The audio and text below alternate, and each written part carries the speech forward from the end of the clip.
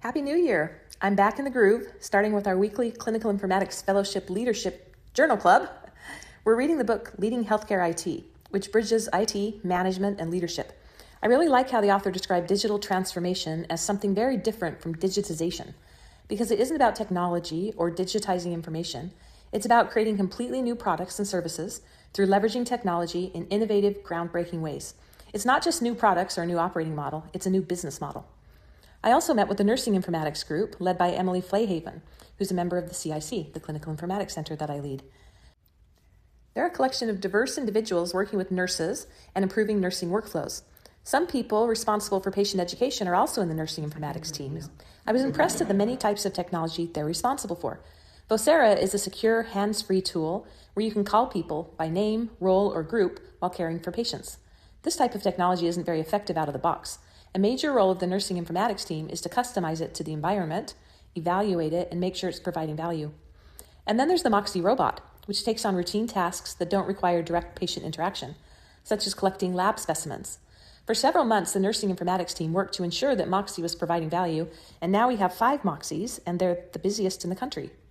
I look forward to collaborating with Emily's team and the nurses that they represent in advancing the learning health system.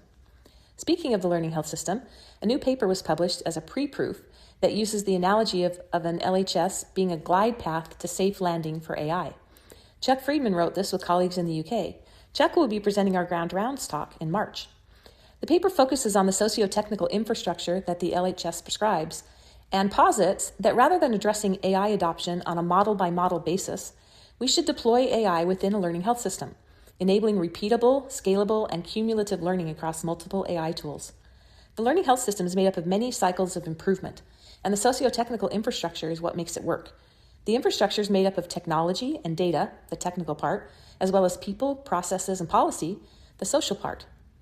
We know there are many challenges in implementing AI in healthcare, and a learning health system framework can address some of those challenges. For instance, when AI models don't work well in another setting or over time because data and context change, in a learning health system, performance is monitored over time to enable regular model updates and changes. Transparency and trust. Patients and clinicians are distrustful of AI when they don't know how it's trained. The data infrastructure for an LHS allows transparent tracking of data and validation to build trust over time. When AI influences decisions, who's responsible for that decision? The clinician, the healthcare system, developers of the AI model? I gave a talk to the State of Victoria Magistrates on the changing duty of care with AI as a new team member in the healthcare system. I did that before I left Australia to introduce guiding principles in thinking through cases involving clinical use of AI that may come before them in the courtroom. The LHS framework offers a system-level approach for making it clear who's responsible for what. What stood out to me about this new paper on the learning health system for AI is the prominent role they suggest for the learning community. In this classic Friedman figure, learning health system cycles start with a multi-stakeholder learning community focused on a health problem. The learning community should co-create AI solutions with a focus on whether the solution will contribute to solving the problem at hand, as well as whether the AI solution is feasible in the given context. This role for the learning community has always been clear in papers on learning health systems. What this paper highlighted for me, at least, though, was the ongoing role that learning communities can play throughout the life cycle of an AI solution. The learning community, overseeing an AI project within a learning health system, brings together all the stakeholders to define roles and boundaries explicitly, such as who validates the model, who approves its use, and who responds to its recommendations. This shared governance means that responsibility is acknowledged at each stage: the data collection, which is usually the health system's responsibility, model development, that's the data scientists and developers, and clinical decision-making, clinicians guided by hospital policies. The learning community also should take collective responsibility for how an AI solution is deployed, including training staff, integrating into workflows, setting guidelines for use, managing hazard logs, and monitoring initial results. To me, this is revolutionary. Health systems like ours are developing AI governance committees, which are really important. They're making decisions about which AI solutions to implement in the system. They're building ways to capture data from practice for monitoring performance. They determine whether the return on investment is worth it for the institution. But who should determine how to implement a specific AI solution? Who should look at the data that the health system's capturing about use of the AI solution in practice? Who should recommend changes?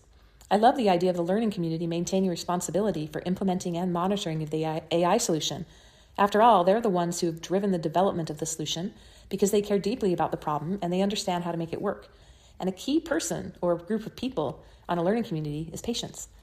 Clarifying the responsibility and accountability and including the learning health community for each AI solution in the system-wide processes seems like a key enabler for AI success in healthcare. I'm wondering what the dogs think about this very pleasant Dallas winter. Gorm spent his first year of life loving the Salt Lake City winter. Kari, who's Australian, can never get cool enough. This is him outside in the Melbourne winters. And Shai, another Australian, always enjoyed sitting with me on the balcony during the cool but green winters in Melbourne.